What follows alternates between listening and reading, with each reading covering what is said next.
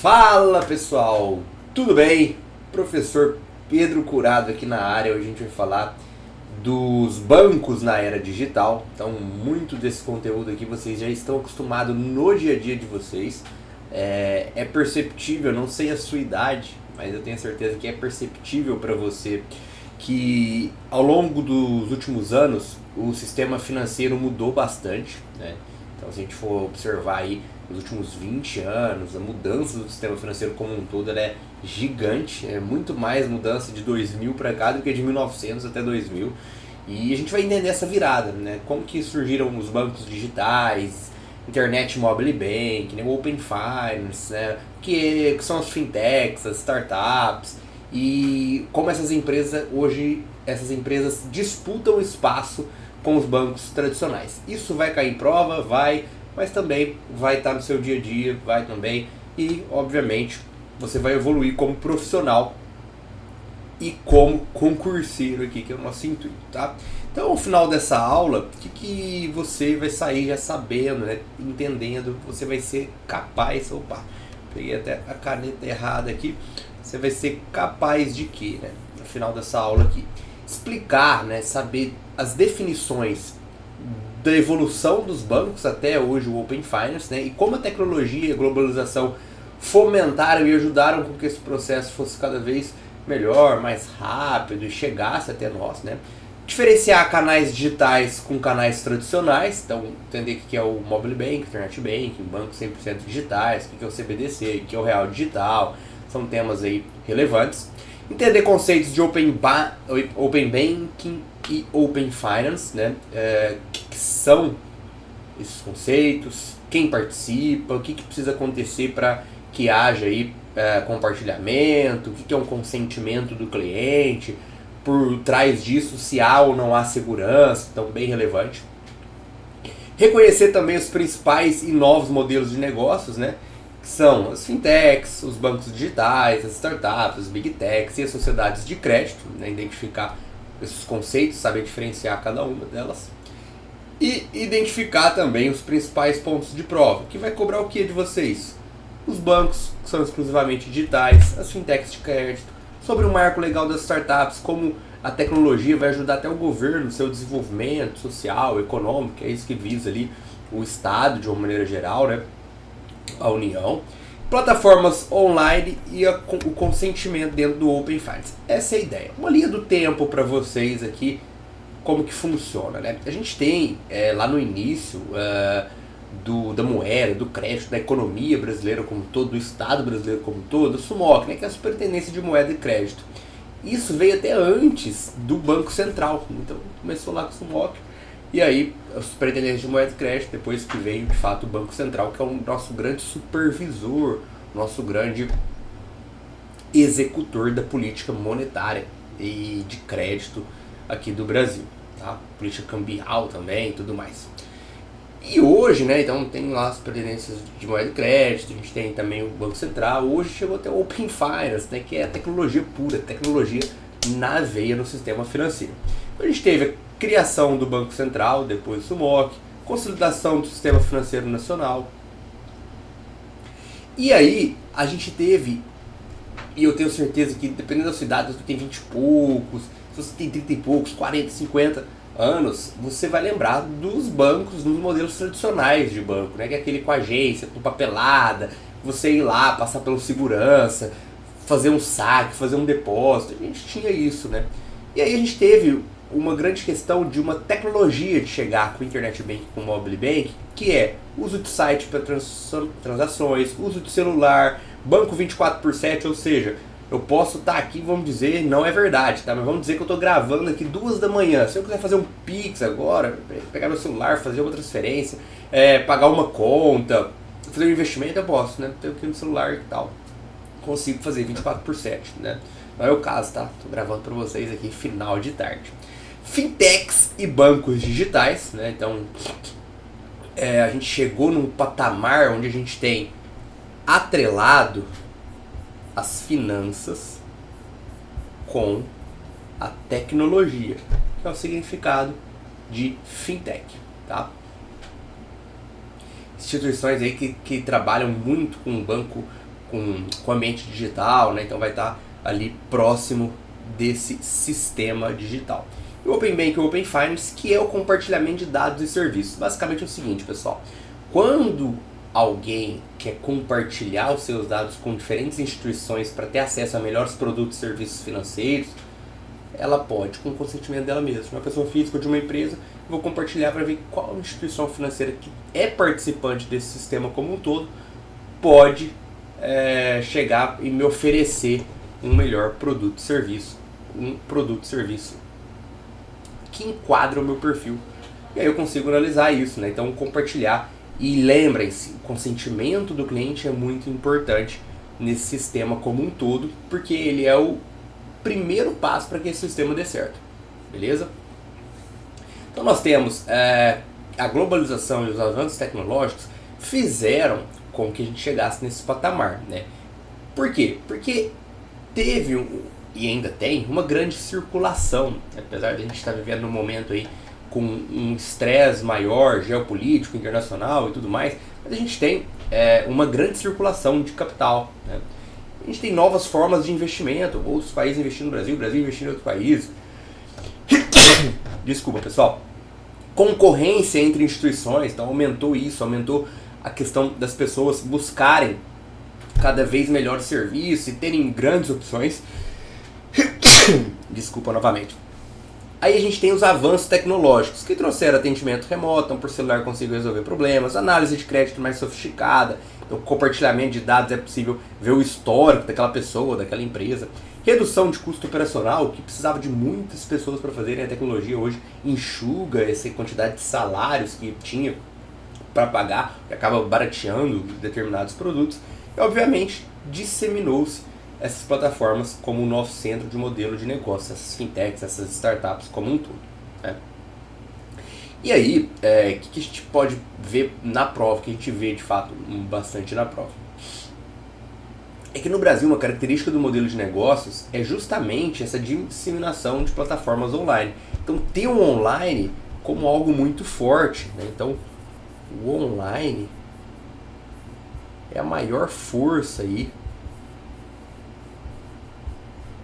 desses novos modelos de negócios, que utilizam o que? Principalmente a parte de tech, né, de tecnologia. Que tem tudo a ver, tem toda a cara também desse tema de tecnologia, é a parte de conceito ASG e ESG, né? Conceitos são esses, né? Basicamente é o conceito ambiental, social e de governança. Ah, Pedro, como assim? Pessoal, a gente tem no mundo um apelo muito grande para questões ambientais, questões que irão proteger o meio ambiente, que irão buscar uma menor emissão de CO2, um menor desmatamento, uma produção mais sustentável. A gente tem uma grande demanda também, as pessoas falam muito da parte social, que é aquilo de direitos trabalhistas, que é aquela questão também de respeito à diversidade, está muito isso dentro do código de ética das instituições, e a parte de governança, que é aquela questão de ter transparência, de ter uma gestão profissional, de ter ali um compliance, tudo isso que envolve ali uma grande segurança, transparência e melhor sustentabilidade do negócio e das empresas, né, e da sociedade como um todo. Então ESG, esse conceito ESG, que em inglês é ESG, mas em português é ASG, é bem importante. E para banco, né, que é o que mais vai aparecer em prova, o que é importante? É importante identificar que esse conceito ele vai impactar nos projetos, né, impacto ambiental nos projetos que o banco irá financiar, porque basicamente, lembrem-se, né, o banco é aquele que capta recurso e aplica recursos de alguma maneira. E obviamente, quando ele capta e vai aplicar, ele precisa fazer uma gestão desse recurso. Também, né, além do impacto ambiental, olha para o impacto social, que é aquela questão do trabalho decente, da diversidade, da inclusão entre diferentes tipos de empresas, pessoas e tudo que envolve aí diversidade, tá? E as boas práticas de governança, como eu falei, né, a parte de ética, transparência e controle. Isso vai influenciar onde? Né? Na política de concessão de crédito, ou seja, quando o banco aplica seu recurso depois que ele capta. Na política de investimento, como ele vai aplicar esse recurso também na captação. E imagem institucional, então todo mundo quer ser cliente, todo mundo quer fazer parceria com alguém que vai respeitar o meio ambiente, que vai respeitar o social e também as políticas de governança e transparência. Qual a diferença, Pedro, dos canais tradicionais para os canais digitais? Os canais tradicionais, eles vão estar forte em agência física, aquilo que a gente estava acostumado. Caixa presencial, atendimento telefônico e uso de cheque, papéis, aquela mesa do gerente que você chegava lá, né, para conversar com ele, negociar e tudo mais. Nos canais digitais, aí a gente vai ter uma maneira um pouco diferente de tratar, né? Vai ser internet bank, mobile bank, atendimento via aplicativo, chatbots, né? Carteiras digitais, QR Code, o celular pagar uma conta ali, aproximando, essa é a ideia do banco digital.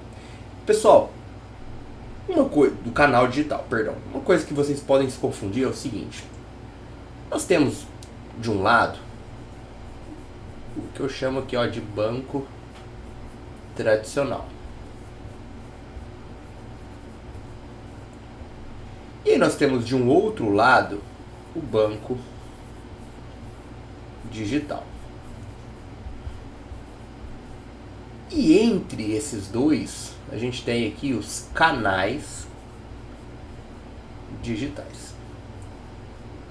O que é muito importante de vocês entenderem é que o banco tradicional e o banco digital, eles irão acessar os canais digitais. Porque muitas vezes o banco digital, ele é exclusivamente digital, mas o banco tradicional, ele opera de uma forma por canais tradicionais, mas ele também opera por canais digitais, né? E às vezes o banco digital, ele pode até operar por canais tradicionais também, o que é um pouco mais difícil de ocorrer. Mas, no contexto geral, dessa forma que ocorre. Aqui, nos canais digitais, eles podem ser operados também por bancos tradicionais normalmente, tá? E aí, quando eu estava falando, né, dos bancos exclusivamente digitais, aí que é o ponto, é que ele vai ser exclusivo digital, acessado de forma digital, sem aquela dependência de agência física, sem abrir conta ali, aquela documentação de, sei lá, imprimir ali o seu comprovante de residência para levar, né? É muito mais fácil, né, de você acessar o investimento, acessar um crédito, tudo via aplicativo, via site, facilitou muito a vida do cliente, né? E mesmo sendo digital, ele ainda tem a regulação do Banco Central. E aí vai oferecer serviços semelhantes aos bancos tradicionais. A questão do banco digital é que ele é muito exponencial, né? Ele tem aqui um fator exponencial no número de clientes e no que ele precisa para operar. Então, às vezes, aqui, quantidade de clientes, essa evolução aqui, por exemplo, da quantidade de clientes. Muitas vezes é dessa forma que funciona, né, a quantidade de clientes de um banco digital. E ele consegue, né, com a mesma operação, com o mesmo aplicativo, atender muitos clientes. E às vezes a quantidade de funcionários dele é meio que quase igual, né, aumentou bem menos, né, aumentou de uma forma linear ali, ou manteve. Por quê? Porque a operação dele mesmo é mais barata, ele consegue atender com esses canais digitais, tá? A gente também tem o CBDC, né, que é o Central Bank Digital Currency, que é uma moeda digital emitida pelo Banco Central, não é uma criptomoeda privada, tá? Mas é uma nova forma aí de representação da moeda oficial, ou seja, o Banco Central de um determinado país, ele emite essa moeda que aí tem lastro na sua moeda oficial, a moeda daquele país, por exemplo, Brasil Real, Argentina Pesos, Estados Unidos Dólares e por aí vai, tá? E o Real Digital já é um projeto brasileiro do próprio Banco Central, que integra o ecossistema, né? Pix, Open Finance, Banco Digital. E o objetivo é ter transações mais seguras, integradas, eficientes e por aí vai, tá? Um ponto de prova muito relevante. A gente tem um conceito de que A digitalização ela vai aumentar a liquidez de vários ativos. Por quê? Traz negociação mais rápida e de menor custo. Lembrando, o que é liquidez mesmo, Pedro? A liquidez é a facilidade de transformar um ativo em dinheiro. E aí esse dinheiro eu compro um bem ou um serviço, por exemplo.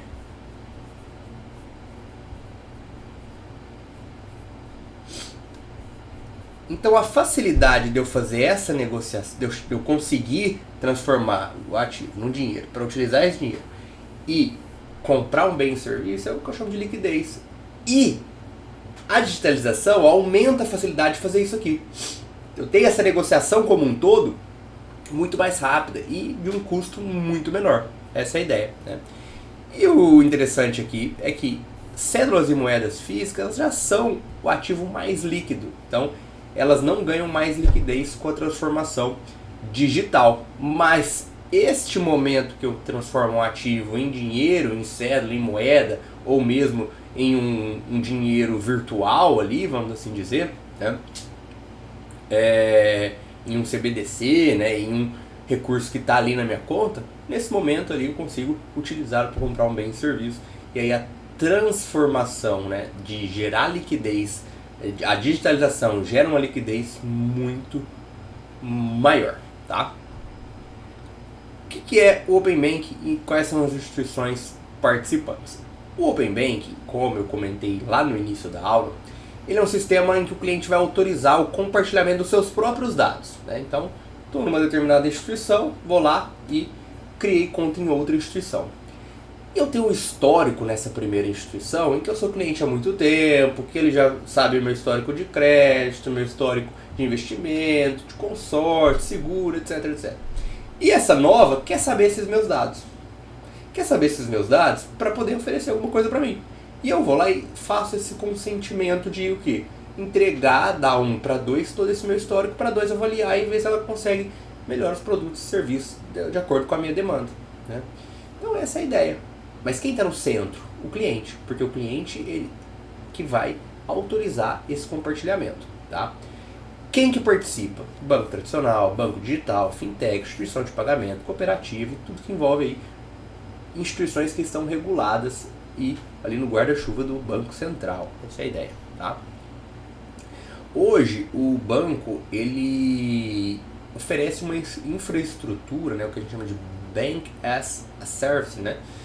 Banco como um serviço, uma infraestrutura básica via API que outras empresas elas podem oferecer serviços embutidos em seus produtos. Você pode ver que seu banco às vezes tem parceria com uma loja de material esportivo, né?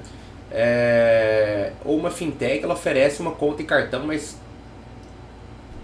aqui ó, uma fintech ou marketplace oferece conta e cartão. Por exemplo, o marketplace, aquele que a gente está famoso lá de entrar e ter várias operadoras lá dentro, lá vendendo seus produtos. Basicamente essa é a ideia, né? Então é um compartilhamento onde há oferecimento de produtos embutidos ali dentro de uma determinada plataforma. O que é o Open Finance? Então, é a ampliação do Open Banking. Então, se o Open Banking a gente está falando de instituição financeira, de banco, o Open Finance a gente está falando da parte de seguro, pode vir seguradora, vem a previdência, pode vir uma entidade aberta de previdência, um investimento, uma corretora, uma distribuidora de valores imobiliários, atividade de câmbio, mesmo uma corretora de câmbio, né? Então, vai abrir o leque do Open Banking. O Open Finance é o Open Banking expandido para todas as áreas do sistema financeiro. E isso dá mais visão para as instituições financeiras entender a vida completa do cliente.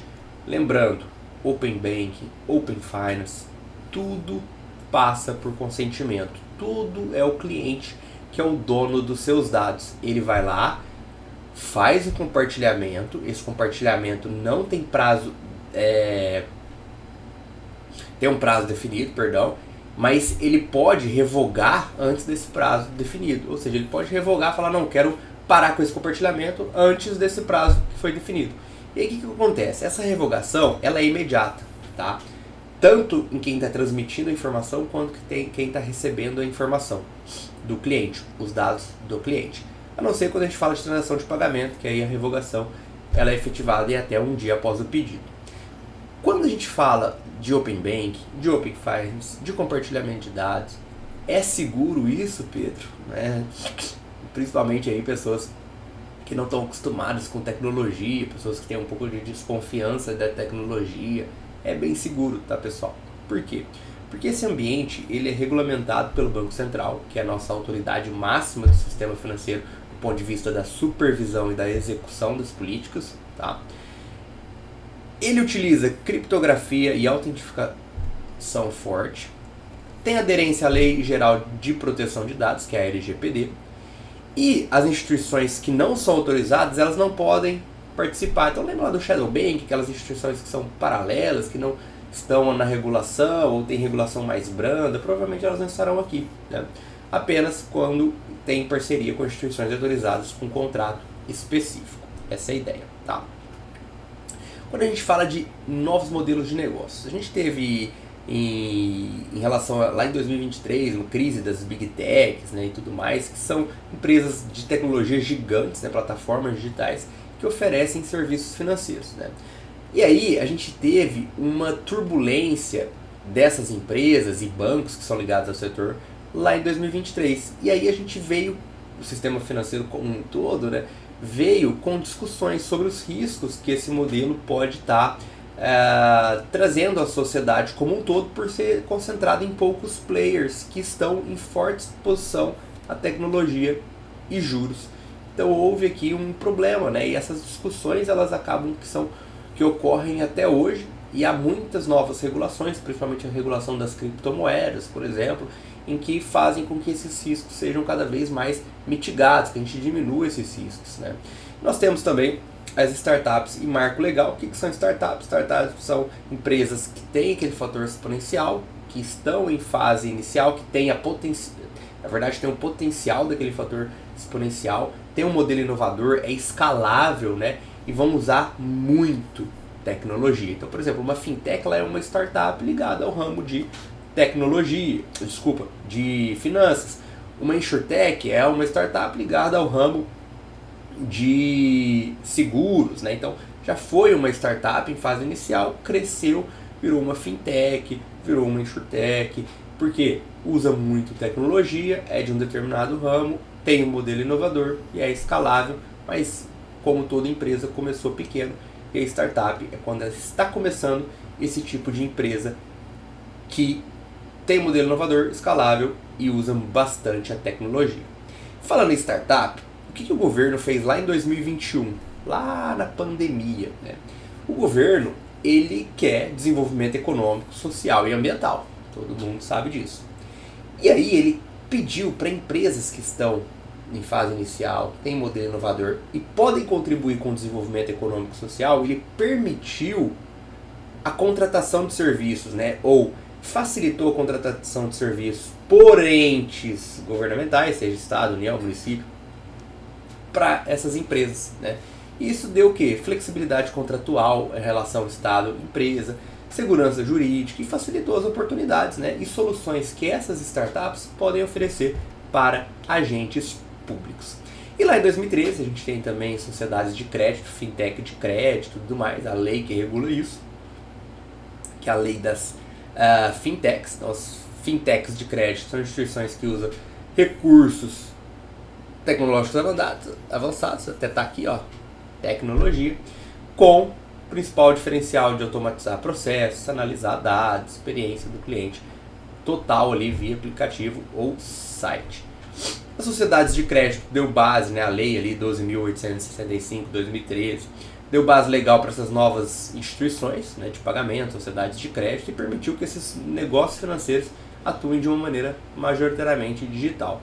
Então a gente tem um histórico no mercado de pagamentos em que saímos do dinheiro fixo e cheques para os cartões eletrônicos, depois para as transferências via TED e DOC, e hoje com Pix, carteira digital, pagamento por aproximação. Eu acho isso aqui bem melhor, acho que facilitou muitas transações, melhorou muito a economia. E um ponto, pessoal, o Brasil é um país exemplo em sistema financeiro nacional para o mundo, né? A gente tem um sistema financeiro bem interessante, bem tecnológico, e isso também conta ali com a ajuda do Banco Central Independente no Brasil, que ajuda muito. E o que eu tenho de característica comum entre bancos digitais tradicionais? Pagamento por meio de cartões eletrônicos, né? E hoje, na era digital, o foco em plataforma online, apps e experiência do usuário. É isso que faz com que as empresas tenham a aderência, a fidelização de seus clientes a essa experiência, né? Coloquei o resuminho do nosso papo de hoje. Então, os bancos na era digitais, eles vão estruturar os seus modelos nas plataformas online. Canais digitais vão usar intensivamente a tecnologia. Os bancos exclusivamente digitais vão usar só os canais digitais, porque eles são exclusivos digitais. O Open Finance ele vai colocar o cliente no centro, ou seja, o cliente compartilha seus dados e ele pode revogar a qualquer momento esse consentimento. E as fintechs de crédito e startups se apoiam em tecnologia e o marco legal e novos formatos regulatórios para inovar no crédito e no pagamento, desenvolver de uma maneira social, ambiental e econômica o país, tá bom? Muito obrigado pelo tempo de vocês. Essa é a nossa aula teórica da parte de bancos digitais. Espero que tenham gostado. Bons estudos e até a próxima.